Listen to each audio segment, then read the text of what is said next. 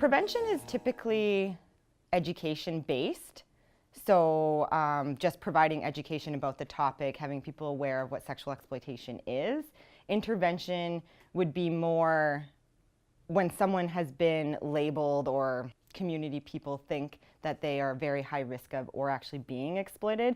First of all, the kids are usually either afraid and fearful or embarrassed or try to pass it off as this is just going to go away. It's just a 1 or 2 hour phase, right? But the signs that your children will show is quietness, right? They're not making any communication, lack of communication, lack of eye contact, lack of participation in the family. Right? Going to the room, putting their phones away, hiding their phones.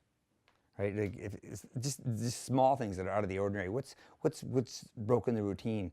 You know your kid best, and you often know when they're sick, when they have a fever, and it's the same thing as when something is bothering them.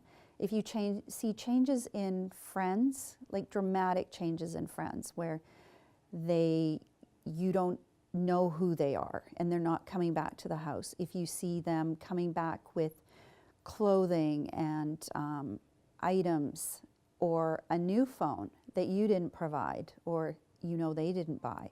Those are kind of warning signs, and you need to do a little bit of investigation. If you think your child may be sexually exploited, you can call the Ministry for Children and Families and ask to speak to a social worker. There are different organizations in different communities that have a speciality in dealing with sexually exploited youth.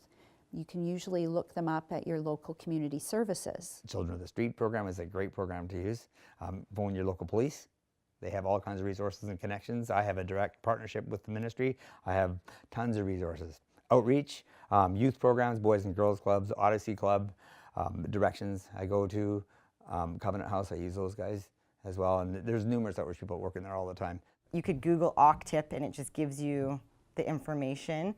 You could even just call your local police detachment and explain what's going on and then take advice from there. If it is something where like someone's life is in jeopardy, that's when you get law enforcement involved to help intervene. Social workers, there is something also called a protective intervention order that sometimes is used in those really dangerous situations where without the youth's consent, they can provide this protection order for them, and if their pimp or whoever the exploiter is were to be seen or contacting that person, they'd be arrested. So there are more kind of legal interventions that could take place in those types of situations.